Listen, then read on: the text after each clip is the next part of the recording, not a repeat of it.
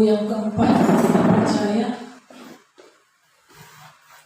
bukan karena kekuatan kita, tapi karena Roh Kudusnya yang memberikan kepada kita sukacita untuk kita boleh mampu beribadah dan melayani Tuhan. Firman Tuhan dalam 1 Tesalonika 4 ayat 13 sampai 18, judulnya murid yang bersiaga di akhir zaman.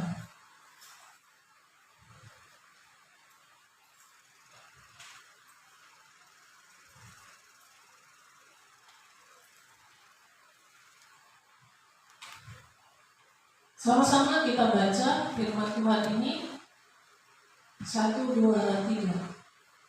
Selanjutnya kami tidak mau saudara-saudara bahwa kamu tidak mengetahui tentang mereka yang meninggal, supaya kamu jangan berduka cita seperti orang-orang lain yang tidak mempunyai pengharapan. Karena jika kita percaya bahwa Yesus telah mati dan telah bangkit, maka kita percaya juga bahwa mereka yang telah meninggal dalam Yesus akan dikumpulkan Allah bersama-sama dengan Dia. Ini kami katakan kepadamu dengan firman Tuhan. Kita yang hidup yang masih tinggal sampai kedatangan Tuhan, sekali-kali tidak akan mendahului mereka yang telah meninggal. Sebab pada waktu tanda diberi, yaitu pada waktu penghulu malaikat berseru dan sangkakala Allah berbunyi, maka Tuhan sendiri akan turun dari surga, dan mereka yang mati dalam Kristus akan lebih dahulu bangkit. Sesudah itu kita yang hidup yang masih tinggal akan diangkat bersama-sama dengan mereka dalam awan menyongsong Tuhan di angkasa. Demikianlah kita akan selama-lamanya bersama-sama dengan Tuhan. Karena itu hiburkanlah seorang akan yang lain dengan perkataan-perkataan ini. Haleluya. Setelah kita membaca firman Tuhan itu, sebenarnya itu adalah renungan untuk ibadah penghiburan, ya. Tapi saat ini kita harus mendengarnya di ibadah raya. Ya, jauhlah dari kita segala duka cita, dan biarlah segala yang kita alami itu mendatangkan kebaikan dan itu untuk kemuliaan Tuhan. Nah, kita harus tahu tentang orang-orang yang telah meninggal dari firman Tuhan ini, ya. Dikatakan tadi kita harus tahu tentang orang-orang yang telah meninggal supaya kita itu tidak bersedih dan tidak seperti orang-orang yang tidak punya pengharapan, supaya kita tidak berduka cita seperti orang yang kerasukan, seperti penyesalan yang begitu tidak berkenan di hadapan Tuhan.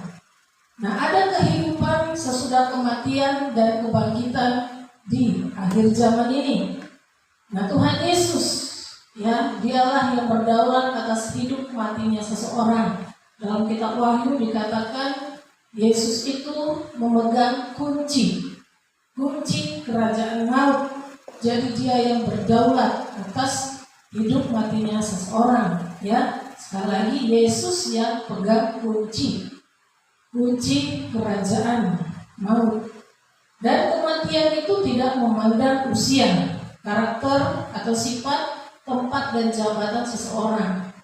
Ya, kematian itu bisa terjadi ketika belum lahir, masih dalam kandungan, ketika baru lahir, baru lagi dia lepas dari ASI, bisa jadi karena dia sudah lansia, bahkan sudah lewat usianya pun belum mati, tapi sesudah dia menderita seketika lamanya di usia lansianya baru terjadi kematian.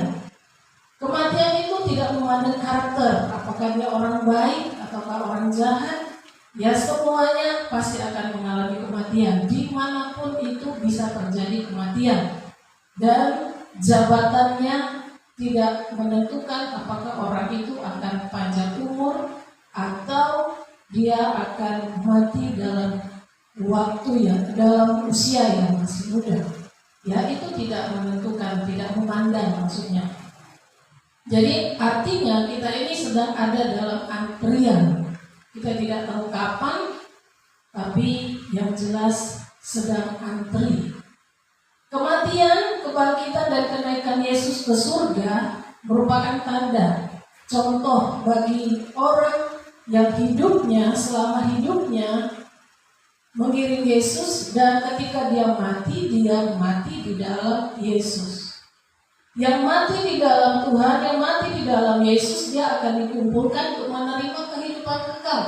Tetapi kalau dia mati di luar Yesus, artinya tidak percaya kepada Yesus, dia anti kepada Yesus, dia anti dengan Kristus, dia akan dikumpulkan juga untuk menerima hukuman kekal. Nah, orang yang di dalam Tuhan yang masih hidup sampai akhir zaman, kalaupun dia masih hidup sekarang ini, tidak mengalami kematian, tapi sampai sangkakala berbunyi dia masih hidup, nah dia akan dibangkitkan, dia akan diangkat, ya, dia akan diangkat, ya.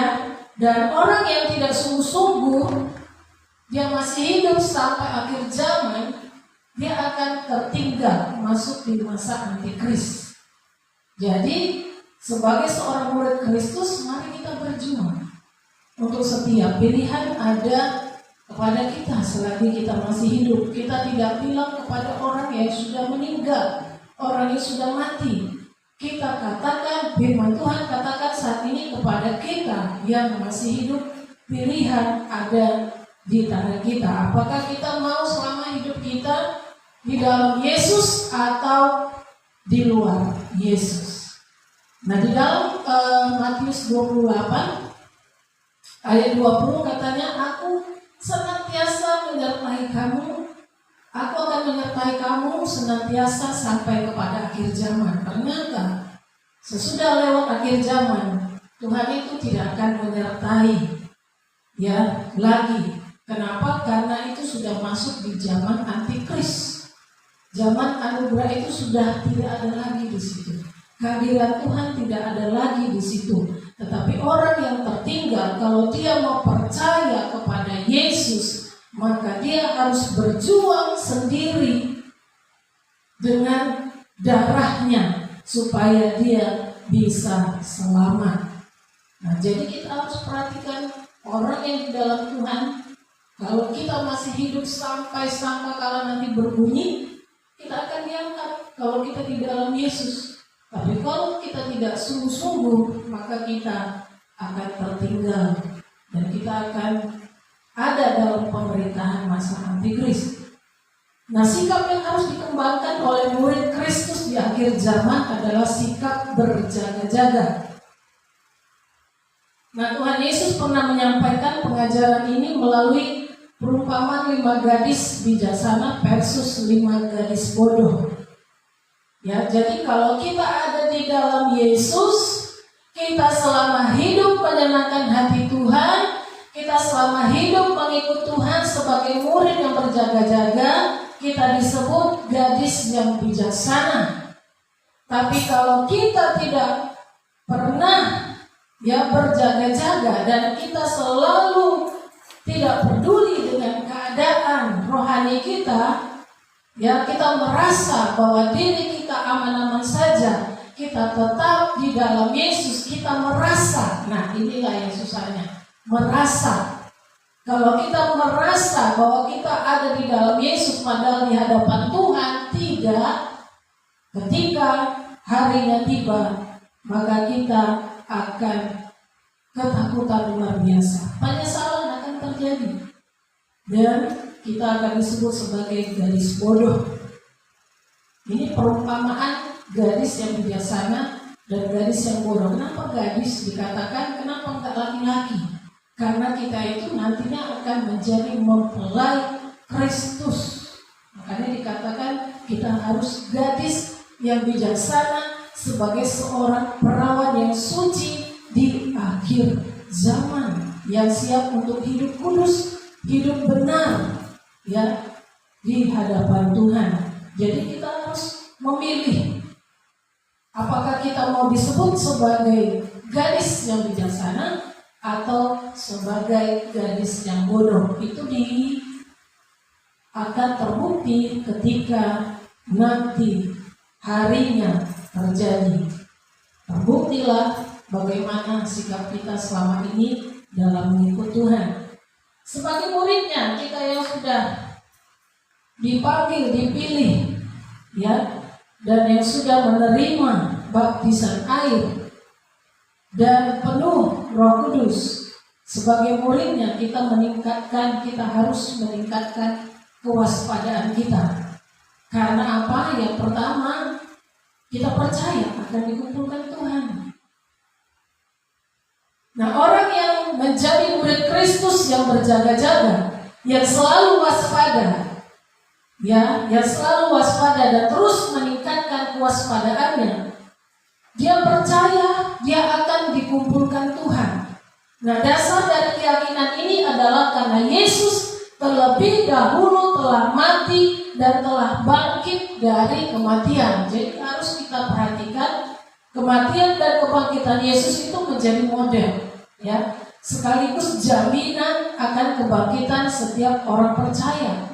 Jadi Yesus yang datang ke dunia mengambil jalan salib itu bukan hanya sebagai tugas atau misi untuk menyelamatkan kita, untuk menebus dosa kita, tapi dia mau menunjukkan bahwa dengan kematiannya dan dengan kebangkitannya kita juga nanti akan mengalami seperti itu. Sesudah kita mati, kita akan bangkit seperti Yesus yang bangkit. Dia adalah model, dia adalah contoh, dia adalah seorang yang mewujudkan semuanya itu. Kitalah nanti yang menjadi bukti dari contoh model yang sudah ditunjukkan oleh Yesus. Jadi ketika Yesus mati, dia mengalami kebangkitan, dia naik ke surga, itu juga akan terjadi kepada kita. Bukan kita seperti hewan, bukan kita seperti binatang, mati dikuburkan gitu aja, nggak tahu entah di mana, bisa jadi dilempar seperti tikus, kalau sudah mati dilempar aja ke jalan. Palingan ban mobil yang menggilas dia, ban kereta yang menggilas dia, tidak seperti itu.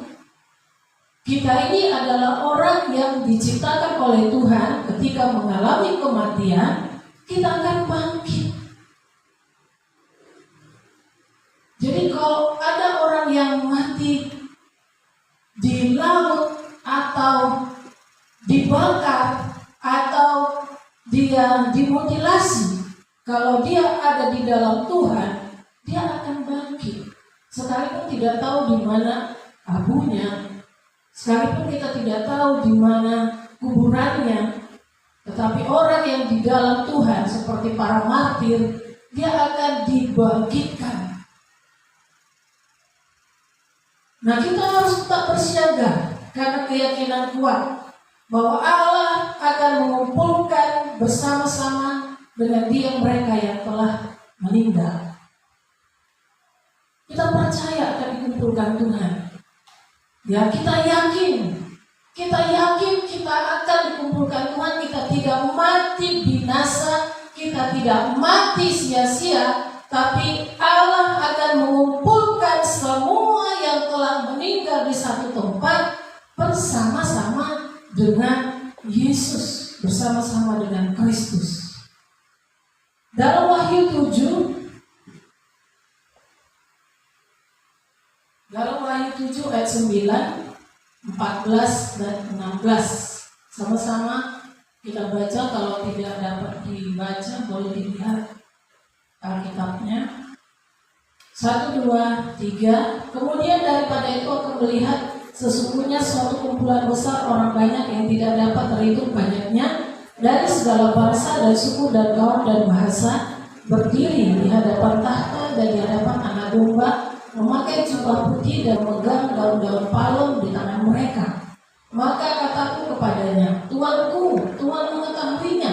Lalu ia berkata kepadaku, mereka ini adalah orang-orang yang keluar dari kesusahan yang besar, dan mereka telah mencuci jubah mereka dan membuatnya putih di dalam darah Anak Domba.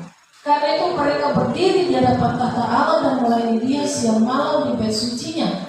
Dan Ia yang duduk di atas tahta itu akan membentangkan kemahnya di atas mereka. Mereka tidak akan menderita lapar dan dahaga lagi, dan matahari atau panas terik tidak akan menimpa mereka lagi. Ini luar biasa. Ketika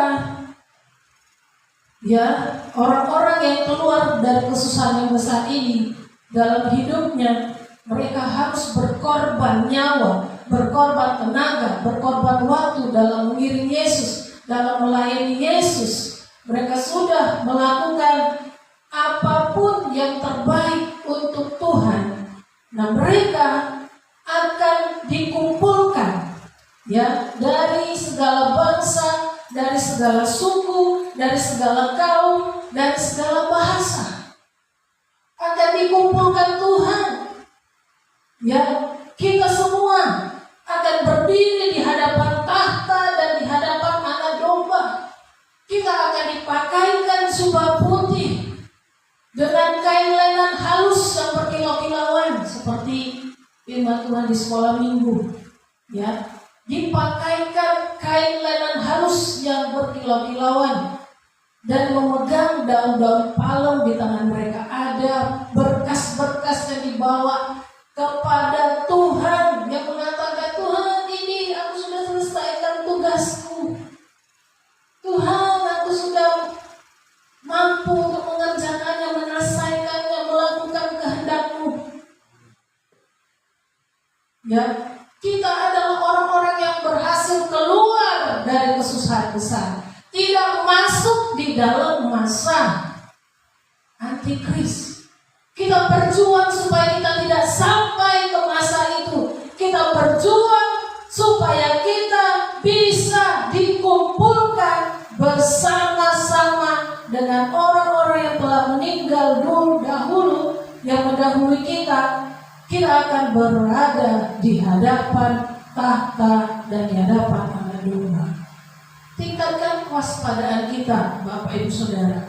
Kalau kita sudah melayani Tuhan, sudah mengiring Tuhan, tantangan pasti ada. Semakin meningkat iman kita, semakin nyala api kita semakin besar, maka tantangan itu akan semakin besar. Tantangan itu hambatan kita untuk naik lagi, menyala lagi akan semakin besar. Iblis itu akan menjatuhkan kita dan membawa kita kembali kepada kehidupan lama, kembali kepada kehidupan yang belum mengenal Tuhan, bahkan menggoda kita dan mengatakan kehidupan dunia lebih enak. Jadi kita tingkatkan kewaspadaan kita. Satu kali kita akan dikumpulkan kalau kita ada di dalam Yesus. Bayangkan kita bersama-sama dari segala suku, kaum, bahasa, bangsa, kita dikumpulkan Tuhan, dan kita memegang daun-daun palem di tangan kita yang mengatakan, ini Tuhan yang Tuhan berikan kepadaku, aku sudah menghasilkan buah, aku sudah berhasil. Sekalipun tidak sama buahnya, karena Tuhan kasih ada 5 talenta, ada 2 talenta, ada 1 talenta. Tapi masing-masing kita akan memegang daun-daun palem di tangan kita. Kita akan berkata, Hosana, Hosana bagi Allah di tempat yang maha tinggi. Kita akan bawa berkas-berkas kita itu kepada Tuhan, dan kita bersukacita apa yang Tuhan percayakan kepada kita. Dengan pertolongan Roh Kudus kita dapat kerjakan dengan setia. Sekalipun banyak kekurangannya, tapi karena kasih karunia Tuhan yang memampukan kita, kita boleh layak membawa berkas itu ke hadapan Tuhan. Dikatakan ketika kita dalam hidup kita lapar, kita haus, kita kelaparan, mungkin kita tidak sempat menikmati berkat Tuhan. Ketika kita berada di dunia, kita diizinkan untuk menderita, tapi di surga nanti kita akan dikumpulkan. Tuhan katakan, kita tidak akan menderita lapar dan dahaga lagi. Matahari atau panas terik tidak akan menimpa kita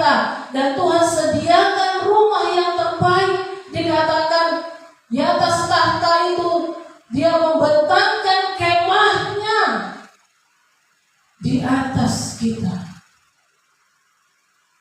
Tuhan berikan fasilitas yang terbaik sesuai dengan apa yang sudah kita kerjakan dengan setia dan sungguh-sungguh selama kita mengikut Tuhan di dunia. Tingkatkan kewaspadaan kita. Jangan ikuti kiri kanan kita yang sudah mulai tunduk, lemah, menoleh ke belakang. Tapi pandang Yesus. Ingat firman Tuhan, aku akan dikumpulkan nanti bersama-sama dengan para tebusan Tuhan. Berjalanlah dengan maju sambil berjuang dengan apa yang sudah Tuhan percayakan kepada kita. Hasilkan buah yang manis yang dapat dinikmati oleh Tuhan. Yang kedua, sebagai murid Kristus, tingkatkan lagi kewaspadaan kita, lebih lagi berjaga-jaga, karena kita percaya akan dibangkitkan oleh Tuhan. Jika kita mengalami kematian, maka itu bukan akhir dari segala-galanya. Kematian justru menjadi penanda sebuah kehidupan baru di dalam Dia. Banyak orang yang takut mati. Kenapa? Karena dia tidak yakin pasti dia akan binasa, pasti dia akan mengalami penyesalan. Kenapa seperti itu? Karena dia tahu proses hidupnya, hari-hari yang dia jalani, bagaimana dia setiap hari melakukan segala sesuatu, perkataannya, pikirannya, perbuatannya. Dia tahu, makanya dia takut mengalami kematian. Dia sadar sendiri dia tidak akan selamat. Tapi sebagai murid Kristus, kita percaya, kita tidak takut kepada kematian. Karena kematian itu sebagai penanda sebuah kehidupan baru bersama dengan Kristus, di dalam Kristus. Kita percaya akan dibangkitkan Tuhan. Banyak para martir Kristus bersukacita ketika menghadapi kematian. Kenapa? Karena itu adalah keuntungan bagi mereka. Yesus sudah terlebih dahulu naik ke surga, dan mereka Tuhan izinkan mengalami sengsara di dalam memberitakan kabar baik, memberitakan Injil. Tapi satu keyakinan mereka percaya bahwa mereka akan dibangkitkan. Seperti mereka melihat Yesus bangkit dan naik ke surga. Itulah yang ada di dalam pikiran mereka, yang menjadi paradigma mereka, dan mereka bergiat untuk mengikut Tuhan, bahkan melayani Tuhan. Mereka tidak merasakan sedikit pun kesakitan dari siksaan dari aniaya ketika mereka memberitakan kabar baik itu, memberitakan Injil itu. Kalau kita sekarang, baru kena serangan balik, udah berkata, inilah, karena aku doakan tadi dia, makanya kena aku. Inilah, karena sudah kuserahkan hidupku kepada Tuhan, baru aja terus kena aku.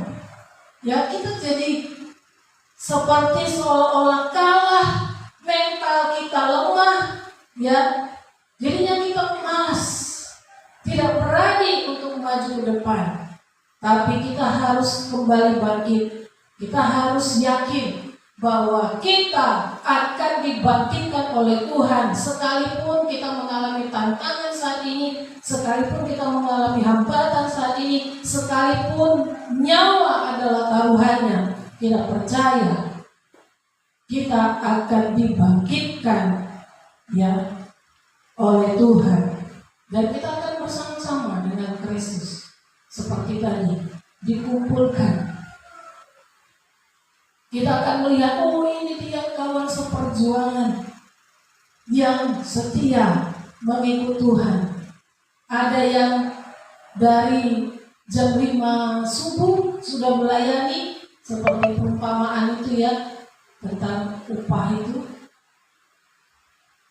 Dan ada yang dari jam 7 pagi, ada yang dari jam 12 siang, ada yang dari jam 3 sore, ada yang terakhir, detik-detik terakhir sudah mau datang, ya Tuhan, jam 5 sore. Kita akan dikumpulkan nanti. Kita akan bercerita tentang pengalaman kita masing-masing. Dan kita akan bersuka cita bersama-sama dengan orang-orang yang telah meninggal, yang telah dikumpulkan, bahkan yang dibangkitkan Tuhan dari kematian. Dalam bagian lain, Rasul Paulus menyatakan bahwa mati adalah keuntungan dalam Filipi 1 ayat 21 sampai 22, karena pasti akan dibangkitkan oleh Tuhan. Ya, orang percaya dibangkitkan bukan untuk dihukum, melainkan untuk menjalani kehidupan kekal bersama Allah. Nah, ini kita melihat ketika orang yang mati di dalam Tuhan, dia dibangkitkan. Ya, yang menjemput dia itu adalah malaikat Tuhan. Dia akan berjalan menjumpai Tuhan di pagar surga. Tapi saat ini kita belum sampai ke surga, masih di pintunya, masih ada di ruang tunggunya. Nanti kita akan masuk ke dalam.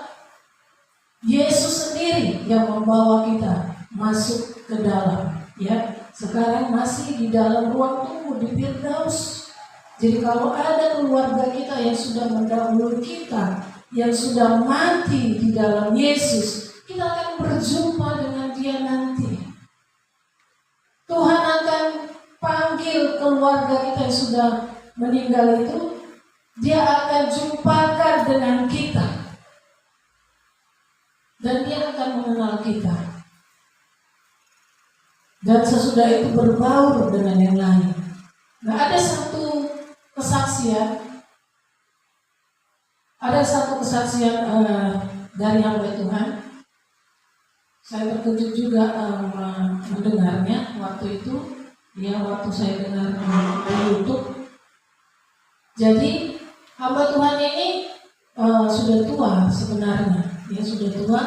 Jadi dia setia melayani Tuhan, menggembalakan, memimpin jemaatnya, bahkan membuat sekolah. Ada seminarinya, ada sekolahnya, ada college-nya. Bahkan dia membantu orang-orang miskin, membantu anak-anak yang kurang mampu untuk bisa sekolah. Tidak ada yang kurang, ya, di dalam dirinya. Kalau sebatas pandangan mata manusia, dia itu sempurna. Bahkan hamba Tuhan yang diidolakan, yang patut diteladani. Tiba saatnya dia kena serangan jantung, tiba-tiba dia meninggal mendadak, dan dia berada di antrian mau berjumpa, ya, dengan Yesus. Ternyata katanya waktu itu dia harus melewati 3 rintangan. 3 rintangan. Ada jalan yang ini dia harus bisa lewati untuk sampai kepada Yesus. Ya, dia lolos di jalan yang pertama, masuk ke jalan yang kedua, dia hampir jatuh, tapi dia bisa bangkit lagi, berdiri dan berjalan menuju ke jalan yang ketiga. Sampai di yang ketiga dia dihambat. Ya, dia tidak bisa masuk ke sana karena Yesus sendiri berkata, "Kamu tidak layak bagiku." Dia terkejut. Apa yang kita dengar dari orang yang ditolak oleh Tuhan ini sama jawabannya seperti dalam Matius 7 ayat 21. "Tuhan, aku sudah melakukan yang baik, apa yang kurang? Aku sudah memuji-Mu Tuhan, aku sudah memperhatikan orang miskin, orang yang tidak mampu, aku sudah berikan semua, aku sudah buat yang terbaik, aku sudah sungguh-sungguh menggembalakan, memimpin, melayani, aku sudah bangkitkan para pemimpin-pemimpin. Apalagi yang kurang Tuhan? Kenapa Kau menolak aku?" Dia katakan seperti itu. Tuhan tertawa. Dia bilang, Yesus berkata kepada hamba Tuhan ini, "Selama ini kau tidak menyembah aku." Katanya, dia kaget. "Aku menyembah-Mu Tuhan, jadi untuk apa aku melakukan semua ini?" Yesus bilang, selama ini kau menyembah Tuhan yang palsu, katanya. Terkejut dia, saya pun terkejut. Secara mata manusia dia tidak kurang suatu apapun. Dia sudah lakukan apa yang ada dalam firman Tuhan. Tapi saya teringat seperti orang anak muda yang kaya itu, yang dikatakan oleh Tuhan, jualah seluruh hartamu, maka ikutlah aku. Ternyata hamba Tuhan ini seperti itu. Dia menyembah Tuhan yang palsu, Yesus yang palsu. Apa itu? Dia menyembah keangkuhannya, kesombongannya, keegoannya, kemampuannya, kelebihannya, kecakapannya. Itu yang dia sembah. Tanpa dia sadar dia bangga dengan pencapaian itu. Tanpa dia sadar dia bangga dia bisa melakukan itu. Dan dia lupa untuk memuliakan Tuhan yang benar, Tuhan yang asli, yaitu Yesus Kristus. Wah, kaget juga. Jadi gimana ini caranya untuk menguji apakah aku ini benar-benar menyembah Tuhan yang benar? Jangan-jangan Tuhan yang palsu yang aku ikuti, yang aku sembah selama ini, yaitu diriku sendiri, keakuanku, keegoanku. Bingung.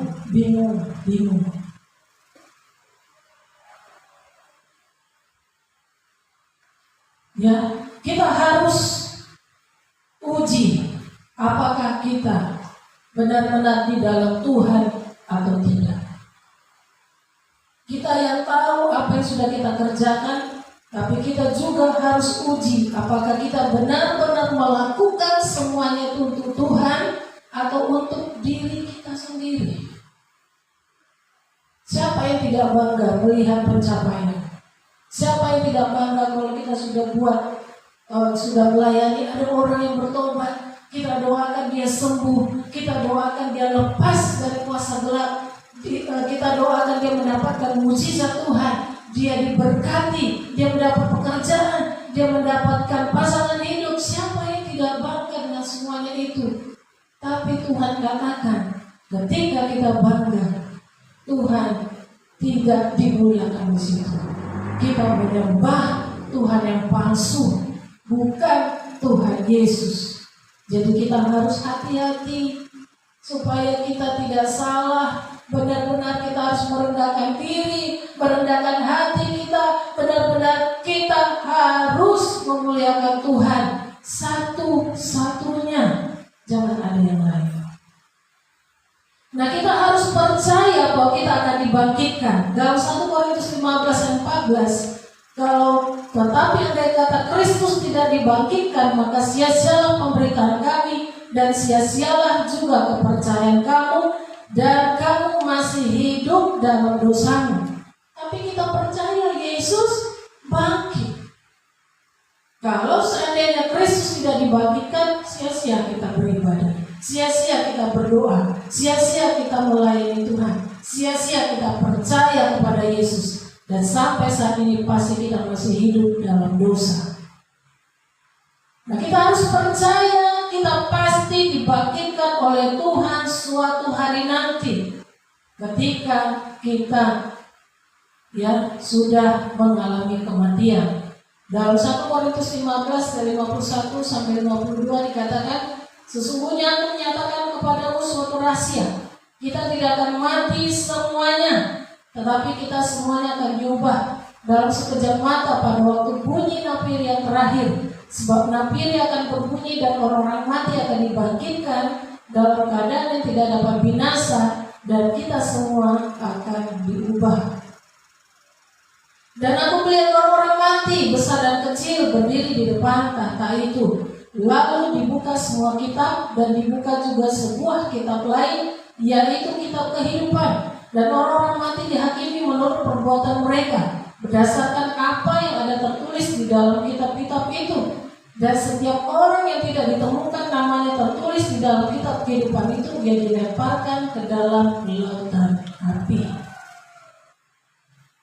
Harus kita ingat, kalau kita percaya kita akan dibangkitkan nanti, harus juga kita perhatikan Apakah nama kita sudah tertulis dalam kitab kehidupan? Bagaimana caranya supaya nama kita tertulis dalam kitab kehidupan?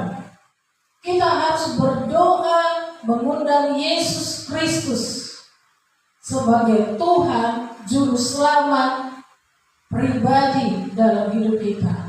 Dan kita memberi diri kita dibaptis sebagai tanda bahwa kita mau menjadi murid Kristus.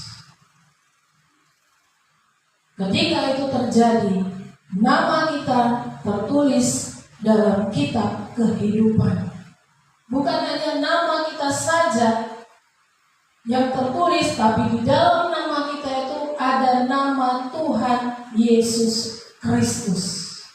Sama seperti orang yang menikah, ya, dia tidak dikatakan lagi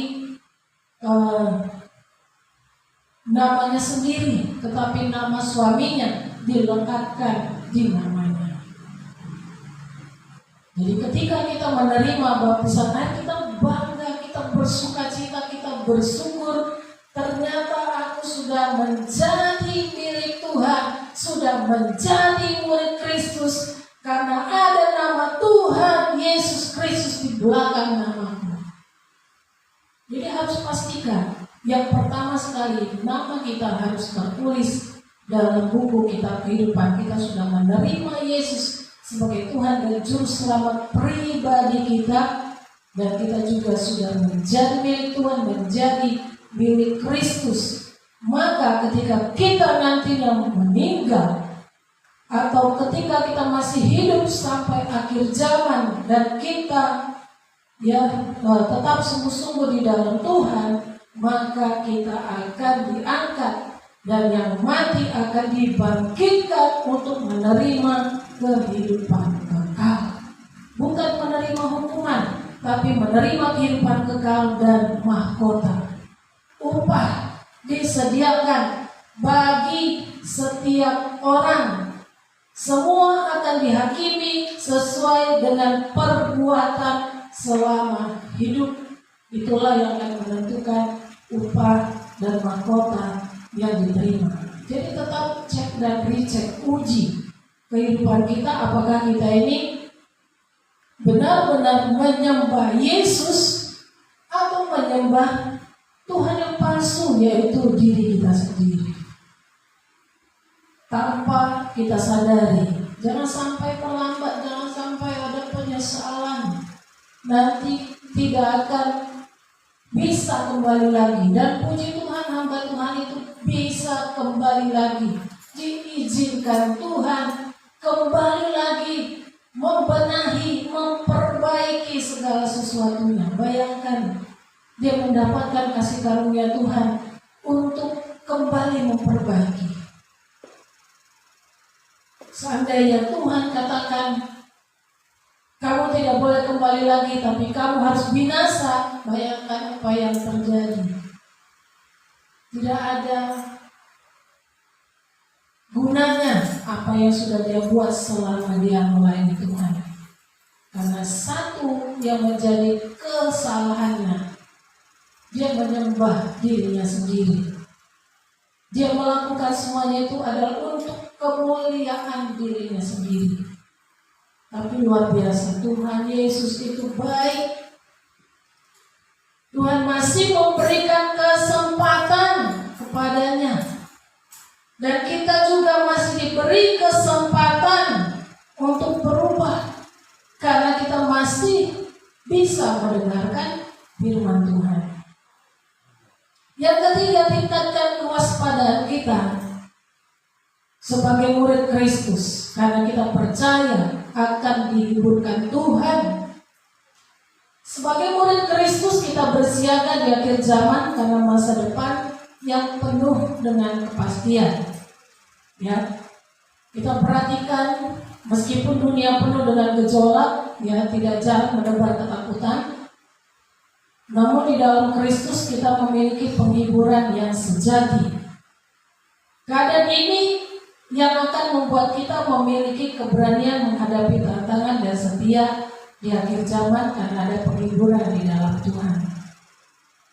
Banyak kabar-kabar yang menggemparkan, yang mengerikan, yang membuat kita takut beribadah, jadinya takut percaya Yesus, jadinya takut melayani, jadinya takut untuk menyaksikan iman kita. Kenapa? Karena kita lihat ya ada teror, ada sesuatu yang menakutkan, ada ancaman dari dunia yang sekarang ini semakin mengerikan. Memang kejahatan itu akan semakin bertambah. Dikatakan dalam kitab Wahyu, orang yang jahat akan semakin bertambah jahat. Jadi dia tidak akan bisa ditobatkan. Dia pasti akan semakin bertambah jahat. Orang yang menipu, yang berbohong, dia akan semakin menipu, semakin berbohong, dan itu tidak bisa ditobatkan. Mereka inilah yang menebar ketakutan. Jadi kita bersyukur kita disertai oleh Tuhan. Ada Kristus yang menyertai, yang menjaga, yang menjadi Immanuel dalam kehidupan kita. Tingkatkan kewaspadaan kita. Kita harus berjaga-jaga, harus tetap setia, berani, berjuanglah, melayani Tuhan, mengikut Tuhan apapun tantangannya. Sekalipun di sekeliling kita mereka tidak senang dengan imanmu, tapi tetaplah mengasihi Tuhan, melayani Tuhan, beribadah kepada Tuhan dengan kasih. Ya, jangan umpat mereka, jangan benci mereka, tapi tunjukkanlah kasih Kristus yang ada di dalam kehidupan kita. Penghiburan apa yang kita dapatkan di dalam Tuhan? Janji Tuhan kepada kita, siapa yang bertelinga, hendaklah ia mendengarkan apa yang dikatakan Roh kepada jemaat-jemaat. Perhatikan Bapak Ibu Saudara, ternyata ketika saya merenungkan firman Tuhan ini, Tuhan mengingatkan keadaan manusia di akhir zaman itu seperti ketujuh jemaat yang ada di Wahyu. Ya, ketujuh jemaat yang ada di Wahyu. Jadi apa yang kita alami sekarang? Itu sudah ada tertulis di kitab Wahyu. Yang pertama, Tuhan berikan surat kepada jemaat di Efesus.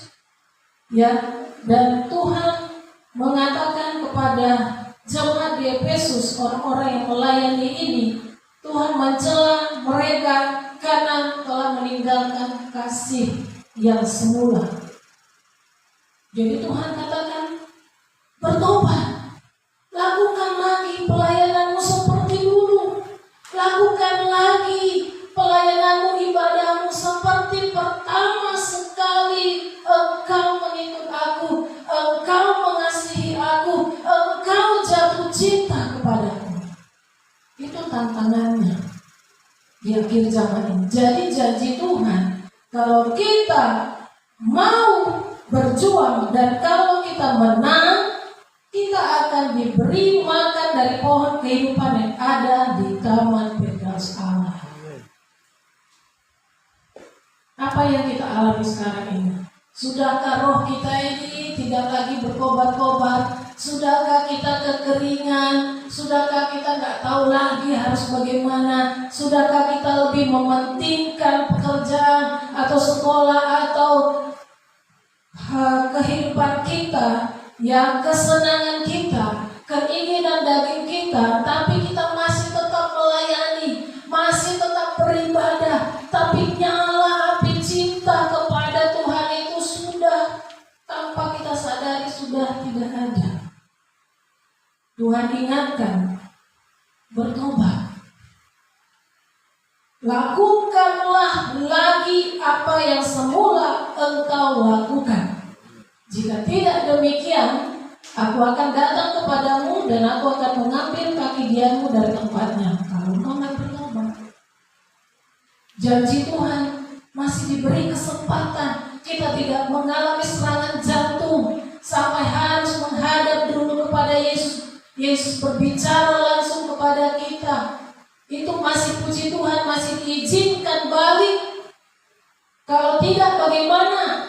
Tapi sekarang Tuhan ingatkan, keadaan kita yang perlu diwaspadai di akhir zaman ini adalah seperti keadaan di ketujuh jemaat. Apakah kita saat ini sedang kehilangan kasih mula-mula? Tidak ada lagi api Tuhan, nyalakan apimu. Apakah kita selama ini tidak bisa lagi berdoa di dalam roh? Bangkitkan lagi. Berbahasa roh itu menguatkan kita, membuat kita bernyala lagi. Kalau kita tidak bisa lagi berbahasa roh, pasti kita lemah, pasti kita kering, pasti kita gak ngerti, dan kita akan berjalan tunduk, pasrah, lemah. Ternyata Tuhan bilang, bertobat, lakukan lagi apa yang semula kau lakukan. Jangan sampai kita terlena. Yang perlu diwaspadai adalah seperti keadaan jemaat di Smyrna, yang mengalami kesusahan, miskin. Ternyata ada orang-orang percaya yang tetap susah, yang tetap miskin, ya, dan sudah mulai lemah di dalam melayani Tuhan, sudah mulai lemah di dalam mengikut Tuhan. Aku sudah ikut Tuhan, tapi kenapa aku masih susah? Kenapa aku masih miskin? Aku sudah lakukan semua yang Tuhan perintahkan, tapi kenapa aku masih mengalami ini? Tuhan bilang, hendaklah kau setia sampai mati, dan aku akan mengaruniakan kepadamu mahkota kehidupan. Barang siapa menang, ia tidak akan menderita apa-apa oleh kematian yang kedua. Kalau ada di antara kita yang masih memikirkan ini, Tuhan bilang, hendaklah engkau setia sampai mati. Apapun keadaan kita, apapun kesusahan kita, semiskin apapun kita saat ini, setidak berdaya apapun kita saat ini, hendaklah engkau setia sampai mati. Tuhan sediakan mahkota kehidupan, ada penghiburan. Jadi Tuhan ternyata memperhatikan murid-muridnya yang mengalami keadaan di akhir zaman ini. Yang perlu kita waspadai adalah seperti keadaan di jemaat Tiatira. Bagi kita yang melayani Tuhan, yang memimpin, jangan sampai kita membiarkan pengajaran sesat yang menyimpang ada di pelayanan kita.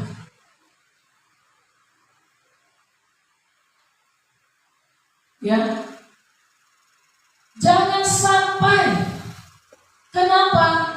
Karena Tuhan akan marah sekali. Dia bilang Tuhan akan lempar ke atas ranjang orang sakit. Ya, Tuhan akan buat dia mengalami kesukaran yang besar kalau tidak bertobat. Anak-anaknya dimatikan, ya, dimatikan. Dan Tuhan akan balaskan kepada orang menurut perbuatannya. Tapi Tuhan katakan, jangan biarkan penyesatan itu ada. Jangan biarkan penyimpangan itu ada di dalam rumahmu, di dalam pelayananmu, di dalam penggembalaanmu, di dalam gerejamu. Apa kata Tuhan? Peganglah firman Tuhan itu sampai aku datang.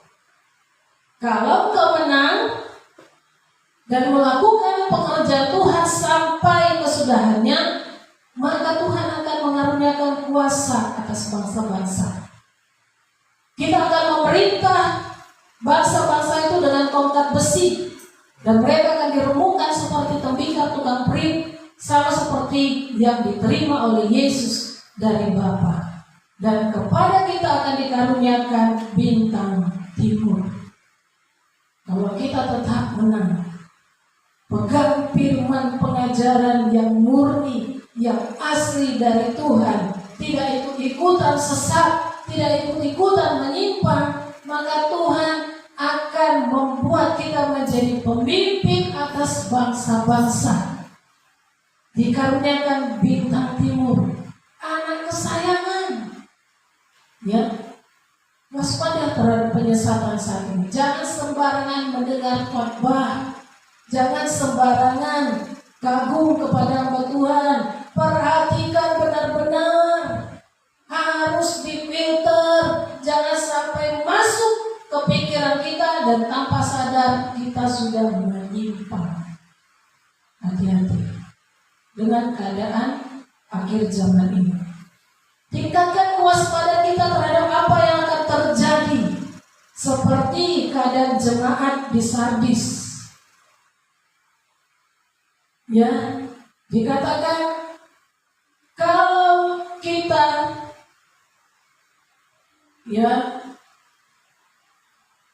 kita itu sudah lemah dan tidak ada satupun dari pekerjaan kita yang didapati sempurna di hadapan Tuhan.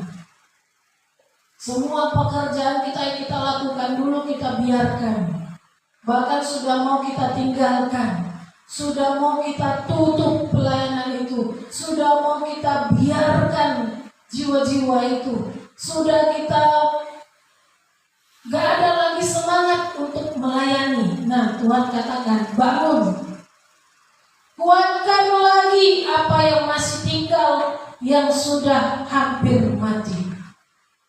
Tetap kuat, bangun, bangkit. Kitalah yang menyemangati diri kita sendiri, kitalah yang membangun diri kita sendiri, kitalah yang menguatkan diri kita sendiri. Jangan sampai kita menyerah dan jangan sampai kita kalah dengan apa yang kita hadapi saat ini. Ya, berjaga-jaga, jangan sampai kita lengah, karena Tuhan bisa datang seperti pencuri kalau kita tidak berjaga-jaga.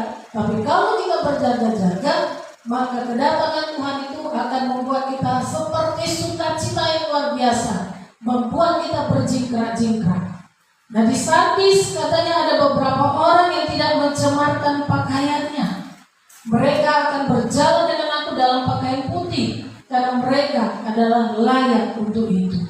Barang siapa menang akan dikenakan pakaian putih yang demikian. Dia tidak akan dihapus namanya dari kitab kehidupan, tetapi Tuhan akan mengaku nama kita di hadapan Bapa di surga dan di hadapan para malaikatnya. Kenapa? Karena Tuhan bangga dengan kita. Sudah lemah, sudah hampir tidak berdaya, tidak ada yang bisa lagi kita kerjakan, gak mampu kita membuat orang itu bertobat, tapi kita masih tetap melayani Dia. Tuhan akan mengakui kita kalau kita tetap bertahan, tidak menyerah, tidak mengutuki. Ya, jangan sampai kita bilang, bukan milik Tuhan kau, binasalah kau, jangan. Tapi bangunlah diri kita, semangat diri kita, kuatkanlah diri kita, tetap kita berjuang sampai selesai, kata Tuhan. Supaya apa?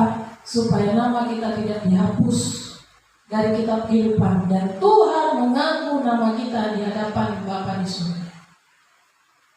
Tingkatkan kewaspadaan kita, karena apa yang akan terjadi seperti di jemaat di Philadelphia. Ya, di situ katanya mereka banyak diserang oleh sebagian jemaah iblis. Dia bilangnya mereka menyebut dirinya orang Yahudi, tetapi sebenarnya tidak demikian. Banyak orang yang mengaku-ngaku bahwa mereka adalah orang yang sudah diselamatkan oleh Tuhan. Mereka menggoda jemaat yang ada di Philadelphia ini supaya mereka percaya kepada orang itu, ikut kami aja, kami sudah diselamatkan, kami adalah orang Yahudi yang berhak menerima keselamatan, bukan seperti kalian. Jadi mereka disebut jemaat iblis. Tuhan katakan jangan sampai menuruti mereka. Mereka adalah pendusta. Tapi Tuhan bilang kita harus menuruti firman Tuhan. Tekunlah menantikan Yesus. Banyak orang sekarang yang berkata itu ada Mesias di sana. Mesias sudah datang. Dia adalah seorang ini. Dia sudah datang. Ayo ke sana. Udahlah, jualah hartamu, jualah rumahmu. Kita ke sana aja. Ikut kita kepada Yesus yang ada di sana. Yang menyebut dirinya Mesias itu, katanya. Hati-hati Bapak Ibu Saudara, itu yang akan terjadi di zaman akhir ini. Akan ada yang ngaku-ngaku. Tapi kita harus pegang apa yang ada pada kita, supaya jangan seorang pun mengambil mahkota kita. Jangan turuti perkataan orang-orang yang sesat, yang berdusta itu, yang berbohong itu. Kalau kita menang, kita akan dijadikan sopo guru di dalam bait suci Allah, dan tidak akan keluar lagi dari situ. Dan di bait suci itu akan dituliskan nama Allah, nama kota Allah Tuhan, yaitu Yerusalem baru yang turun dari sorga dari Allah, dan nama Tuhan yang baru itu akan kita dengar. Itu luar biasa. Tingkatkan kewaspadaan kita supaya kita bisa menang. Karena apa yang akan terjadi seperti surat kepada jemaat di Philadelphia. Laodikia. Jangan sampai kita menjadi orang yang suam-suam kuku. Ya, kita merasa diri sudah panas, sudah menyala, padahal kita sudah dingin. Ya, nggak mau lagi ini, nggak mau lagi itu, nggak bisa dipimpin, nggak bisa dikasih tahu, nggak bisa digembalakan lagi, nggak bisa menurut lagi kepada firman Tuhan. Tapi Tuhan masih beri kesempatan kepada kita ketika kita sudah tahu dan kita berjaga-jaga, ya. Dan Tuhan katakan, aku berdiri di buka pintu. Tuhan mengetok hatimu. Kalau kau mendengar suara Tuhan dan membuka pintu hatimu, Tuhan akan masuk mendapatkanmu dan makan bersama-sama denganmu dan bersama-sama dengan Tuhan. Kalau kita menang, kita akan didudukkan bersama-sama dengan Tuhan di atas tahtanya. Sebagaimana Yesus pun telah menang dan duduk bersama-sama dengan Bapa di atas tahtanya. Jadi ini yang akan terjadi di akhir zaman. Ini tantangan. Tapi ada penghiburan dari Tuhan. Tuhan masih beri kesempatan. Tuhan kasih tahu, oh kamu seperti ini. Oh ternyata kamu seperti ini. Oh ternyata kamu seperti ini. Nah kalau kita sudah tahu keadaan kita sekarang, ada kunci jawaban, ada solusi. Ada hal yang bisa kita lakukan, nasihat firman Tuhan yang bisa kita lakukan dari apa yang kita alami. Itu sudah tertulis di Alkitab, jadi kita nggak perlu cari buku-buku yang lain, tidak perlu cari kata-kata bijak yang lain, karena kata-kata bijak lebih dari kata-kata bijak, yaitu firman Tuhan. Nasihat yang luar biasa ada di dalam Alkitab, ada di dalam firman Tuhan. Jadi apa yang kita alami saat ini? Apakah kita seperti di jemaat Efesus, Smyrna, Philadelphia, Laodikia, Sardis, Tiatira? Cek dan recheck kehidupan kita supaya tidak ada penyesalan di kemudian hari. Tuhan masih beri kesempatan kepada kita. Mari kita bersyukur kepada Tuhan buat kebaikannya. Tuhan Yesus memperhatikan kita dan merindukan kehidupan kita yang sungguh-sungguh mengikut Tuhan sebagai murid Kristus. Akhirnya Apa yang kita harus katakan? Kita harus seperti apa yang dikatakan Paulus di dalam Roma 8. Sebab aku yakin bahwa penderitaan zaman sekarang ini tidak dapat dibandingkan dengan kemuliaan yang akan dinyatakan kepada kita. Kita harus bilang seperti dalam Roma 8 ayat 35, siapa yang bisa memisahkan aku dari kasih Kristus? Penindasan, kesesakan, penganiayaan, kelaparan, kelancaran, bahaya atau pedang? Gak ada. Kita lebih dari pemenang karena ada kuasa Kristus yang membela kita, yang memampukan kita, yang memberikan kita kekuatan untuk menjalani hari-hari kita di masa-masa yang sukar ini. 1 Korintus 15 ayat 57 sampai 58 sama-sama kita membaca, Bapak Ibu Saudara. 1, 2, 3. Tetapi syukur kepada Allah yang telah memberikan kepada kita kemenangan oleh Yesus Kristus Tuhan kita.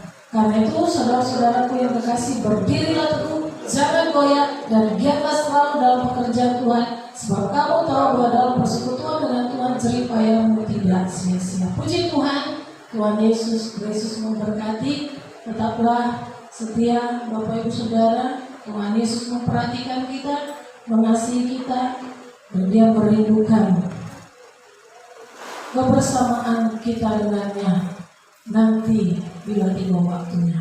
Haleluya. Mari kita bangkit berdiri. Kita nyanyikan lagu ini apapun yang terjadi. Kita mau tetap cinta, kita mau tetap setia, karena kita percaya kita akan dikumpulkan bersama dengan Tuhan, kita akan dibangkitkan, dan kita akan dihiburkan oleh